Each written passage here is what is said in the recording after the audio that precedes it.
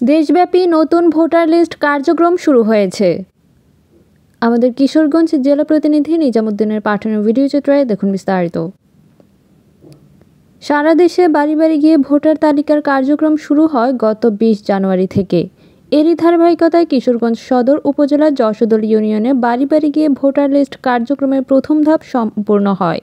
পরবর্তীতে 10 ফেব্রুয়ারি দ্বিতীয় ধাপ বায়োমেট্রিক ফিঙ্গারপ্রিন্ট ও চোখের আইরিশ দিয়ে ভেরিফাই ও শনাক্তকরণ কার্যক্রম শুরু করে স্থানীয় নির্বাচন কমিশন। মাহফুজা আক্তার পপি, স্বাধীন ৭১। ভোটার হচ্ছে একসাথে লাইনে দাঁড়িয়ে আপনারা দেখতেছেন। তো সব মানুষ যখন ভোটার হয় তখন অপারেটরের উপর প্রেশার অবশ্যই পড়ে। তারপরও দেখা গেছে এই যে এদিকে দেখেন আমাদের প্রিন্টার আছে, আমরা শতভাগ প্রিন্ট নিশ্চিত করতেছি। একজন ভোটার তার তথ্যটা যদি এই প্রিন্ট কপির মধ্যে প্রুফ কপি, যে এখানে লেখা আছে দেখেন ডাটা এন্ট্রি প্রুফ কপি, ঠিক আছে, এখানে এই যে তথ্যগুলো আছে সবগুলাই এনআইডি কার্ডে আসবে। একজন ভোটার তার তথ্য পুরাটাই যদি এখানে দেখে তারপর এখানে স্বাক্ষর নিশ্চিত করবে, তাহলে ওরা যদি তা সচেতন হয়, এটা দেখে স্বাক্ষর করার পরে যদি সঠিক থাকে তাহলে এখানে কিন্তু তার ভোটার আইডি কার্ডটা সঠিক আছে, মানে এরকম বোঝা যায়। আর তাছাড়া আমাদেরও প্রুফরিডার আছে এই অফিসে, তারা এই তথ্যগুলো আবার নতুন করে এন্ট্রি দিবে। এন্ট্রি দেওয়ার সময় এখানে যেভাবে আছে এভাবেই কিন্তু এন্ট্রি দেবে এবং ফর্মে যেভাবে আছে এভাবেই এন্ট্রি দিবে। এভাবে যদি আমরা সচেতন হয়ে যাই বা এই কপিটাই যদি আমরা ফলো করি তাহলে দেখা গেছে আমাদের ভুলটা হবে না। নির্বাচন কমিশন কর্তৃক সারা দেশে হালনাগাদ ভোটার তালিকা প্রস্তুতকরণ কার্যক্রম যথারীতি আমাদের কিশোরগঞ্জ সদর যশোদল ইউনিয়ন পরিষদে শুরু হয়েছে। আমরা 9 ফেব্রুয়ারি, 10 ফেব্রুয়ারি এবং আজকে 11 ফেব্রুয়ারি, এই 3 দিন আমাদের কার্যক্রম ছিল। আমাদের যশোদলে বর্তমান ভোটার সংখ্যা 29,961। আমরা আশা করতেছি ভোটার উপস্থিতি এবং আমাদের যে ফর্ম বিতরণ হয়েছে, তথ্য সংগ্রহকারীদের কাছ থেকে যে তথ্য আমরা সংগ্রহ করে নিয়ে আসছি এলাকা থেকে, আশা করতেছি যে যশোদল আরও অন্তত 25-2600 ভোটার অতিরিক্ত হইতে পারে আমাদের যশোদল ইউনিয়নে। ভোটাররা উৎসাহ, আনন্দ এবং উৎসাহের সাথে তারা আইসা সবাই ছবি তুলে গেছে।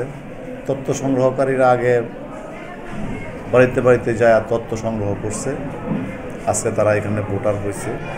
এর মধ্যেও কোনো কারণে যদি কেউ বাদ পড়ে, অসুস্থতার কারণে বা অন্য কোনো কারণে যদি সে না আসতে পারে কোনো ভোটার, তাহলে আমাদের কিশোরগঞ্জ সদরে 9/3 মানে মার্চের 9 তারিখে এবং 10 তারিখে কিশোরগঞ্জ সদর উচ্চ বালিকা বিদ্যালয় এবং সূর্যবালা বালিকা বিদ্যালয়ে যথারীতি বাদ পড়া ভোটারদেরকে হালনাগাদ কার্যক্রম করবে। এরপরেও যদি কেউ বাদ পড়ে, এটা যথারীতি নির্বাচন কমিশন অফিসে আলু মেলায় যথারীতি নেওয়া হবে। ভোটারের কোনো দুশ্চিন্তা করার কারণ নাই। সবাইকে আমরা 18 বছর হইলে ভোটার অন্তর্ভুক্ত করার কার্যক্রম চলতেছে, চলমান থাকবে। এখানে আরেকটি বিষয় আপনি দেখে রাখবেন যে বিগত বছর থেকে যে আমাদের যে আইডি কার্ডগুলো হয়ে আসছিল, কোনো না কোনো জায়গায় ভুল রয়েছে।